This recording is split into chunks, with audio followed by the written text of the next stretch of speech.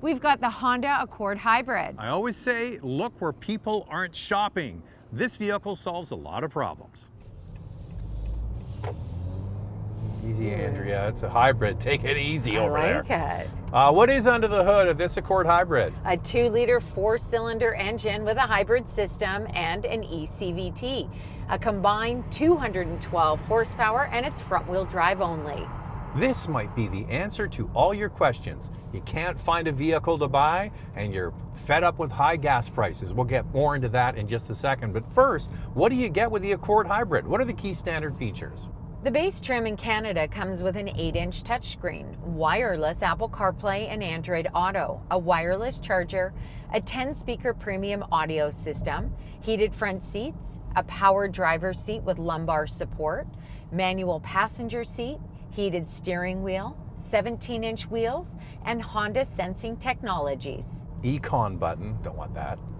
Sport, in a minute, but what are we going to put it in? You got to put it in S for subscribe, and if you can hit that notification bell, you'll be notified when all of our reviews drop, and then you can watch them. And we do this, the couple car review, twice a week. The first one drops on Wednesday. We put another one out on Saturday. So make sure you subscribe, you hit that bell, but also follow along on Instagram. It's Motormouth_Andrea to get a sneak peek what's going on behind the scenes. For me, it's Motormouth_Auto, and the links are below. This video is brought to you by Car Cost Canada. Get the dealer's cost, list of rebates, plus discounted interest rates. Use the promo code Motormouth to become an expert member and get extra searches. The link is in the description below. We had this car for about a day and Andrea said, it's so nice to drive a car again. Yeah, it is. I always miss driving a car. We review so many crossovers, SUVs, so this is a real treat.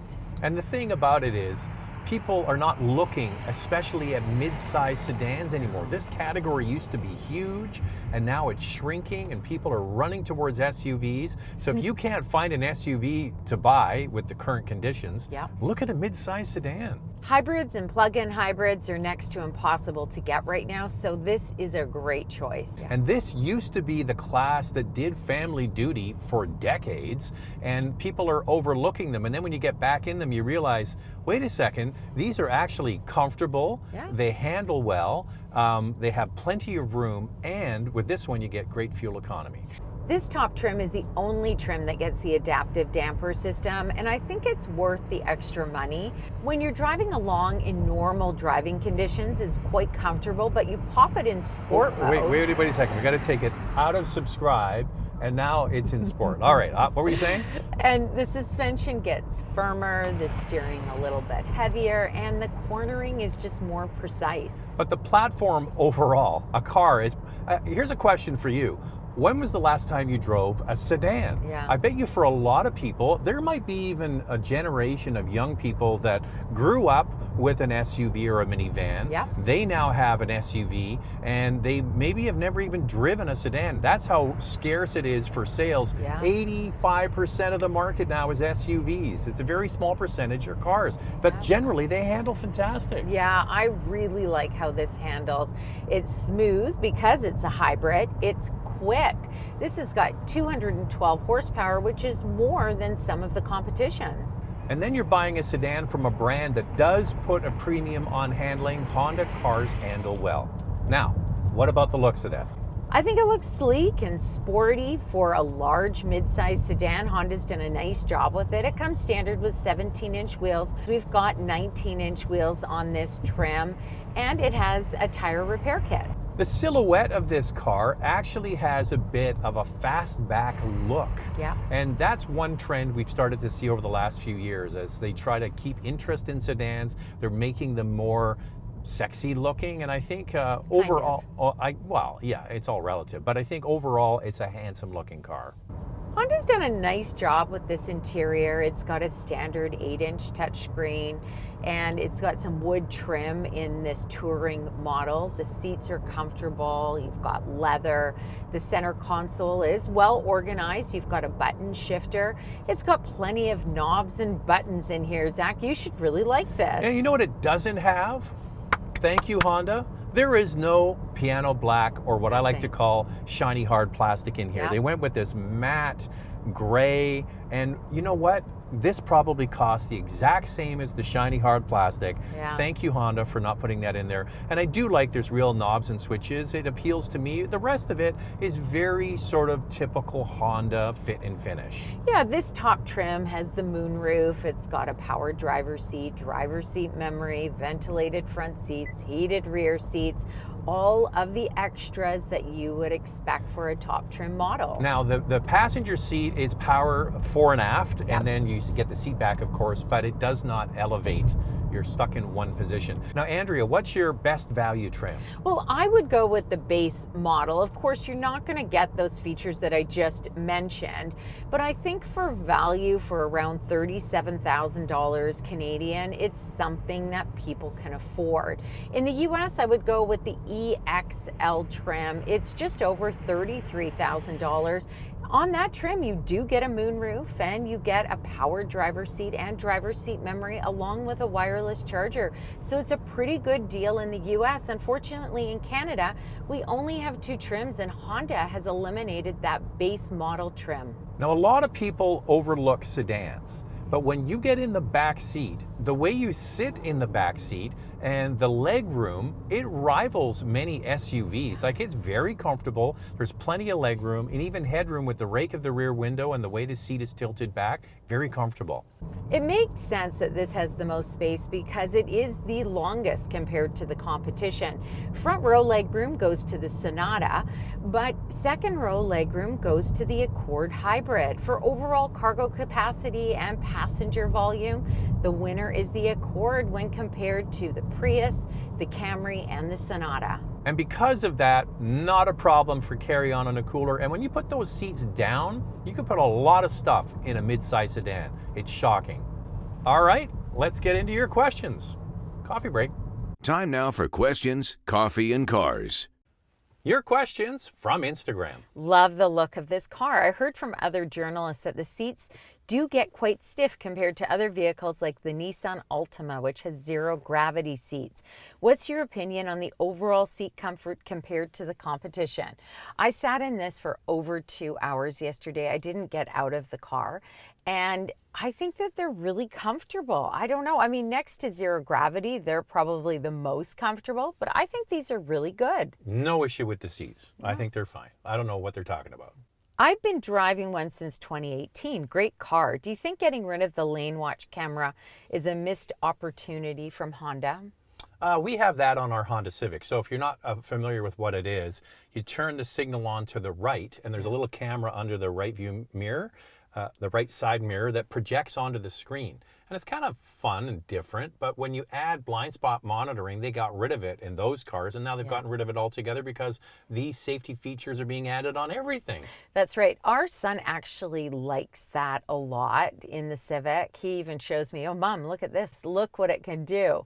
I think it's helpful for sure. But especially for cyclists. It's good in the city for cyclists, for sure. But for me, if I have blind spot monitoring and rear cross traffic alert, it's fine. Honda said that lane watch was getting pricey, so they eliminated it. You know what I have? Good mobility. Oh, there's no one there. Do you know when you take your test anyway, you have to shoulder check all the time? Or you fail. Yeah. It's like super strict. That's what our son is saying, and he's shoulder checking all the time. I think he's going to pass. I hope so. Coming up Please. soon. Please pass.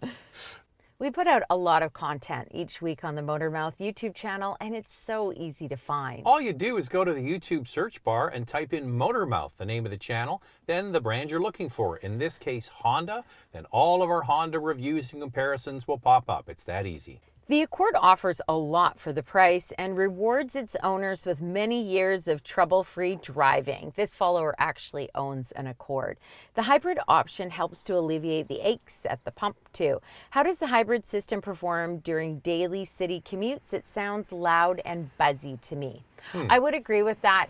When you accelerate hard or you get up to highway speed, it does get a little bit buzzy.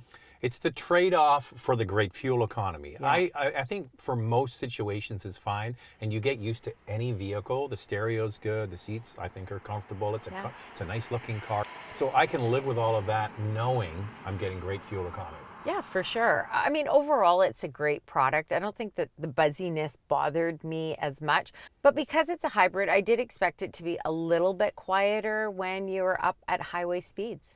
And now it's time for our hot topic. What's this one, Andrea? I've always loved the Accord. My neighbor has a 2017 Accord hybrid and she loves it, especially with the current fuel prices. Does Honda have any plans to bring plug-in hybrid vehicles or full electric vehicles to the market? Well, Honda finally has decided to make the CR-V a hybrid in the Canadian market. The model that's sold right now is in the United States available with a hybrid, not in Canada. By the way, the production of that vehicle starts this fall at the Alliston Assembly in Ontario. So we're very excited to get that. I mean, I would love to see Honda have more hybrids and plug-in hybrids available, but they are just behind in that area. When it comes to full EV, they're going to be coming out with the BEV. It's going to be a crossover. It's called the Prologue, and it's coming out in the 2024 model year. It's going to be based on the GM Ultium platform. They're sharing that platform. One that GM has is the Cadillac Lyriq coming out. And this is all done to share costs. So it's billions and billions and billions of dollars to develop new platforms and new propulsion systems. So they share it with another brand. They share the cost. We're seeing that across the industry. And the good news is that they have double the research and development to go into it. It's a great idea. You know, we see that with Toyota with the BZ4X and Subaru with the Solterra. It's a smart idea. We're getting more electric vehicles out there for consumers to buy. The problem with Honda is they never continuously introduce more hybrid models. If you ask 10 people on the street, Andrea, what brand does hybrid? What would they say? Toyota. Exactly. They don't think of Honda. No. They don't even think of other brands that have hybrids. Toyota is so synonymous with hybrid, they totally dominate that space, which, back to our point a moment ago, means there's an opportunity. People might not be thinking about this car, and it's a good car. There's a little bit of competition in this category. Let's see what else you can buy. For your consideration, 4 vehicles for you to consider. Up first is the Hyundai Sonata Hybrid. It has a 2-liter 4-cylinder with a hybrid system, a combined 192 horsepower, and a starting price of just over $42,000. The Toyota Camry Hybrid with a 2-liter 4-cylinder with their hybrid Synergy drive, a combined 208 horsepower, and a starting price of just over $31,000. The Toyota Prius has a 1.8-liter 4-cylinder engine with a hybrid system, 120 horsepower, and a starting price of just over $29,000. The Toyota Corolla Hybrid with a 1.8-liter 4-cylinder engine matched to Toyota's hybrid Synergy drive, 122 horsepower, and a starting price just over $25,000. So there are 4 hybrids for you to consider. So how much does this thing cost? What kind of fuel economy do you get? Let's get into it with our vital stats. Let's start with pricing. The base model in Canada starts at just over $37,000, and in the US is just over $27,000. The top touring trim is just over $44,000 in Canada, and in the US just over $37,000. JD Power gives the 2022 Honda Accord Hybrid a predicted reliability score of 82 out of 100, and CarEdge states the hybrid will retain 58% of its value after 5 years.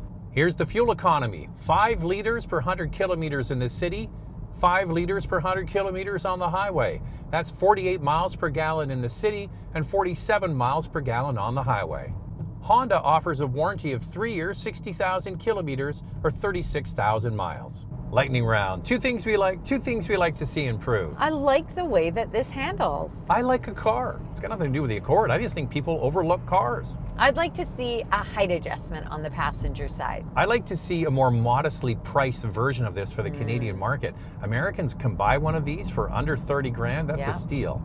If you're looking for great fuel economy and a vehicle you can actually get, consider this Accord Hybrid. Everyone's running towards SUVs. The good old family sedan is still alive. This video is brought to you by Car Cost Canada. Get the dealer's cost, list of rebates, plus discounted interest rates. Use the promo code Motormouth to become an expert member and get extra searches. The link is in the description below.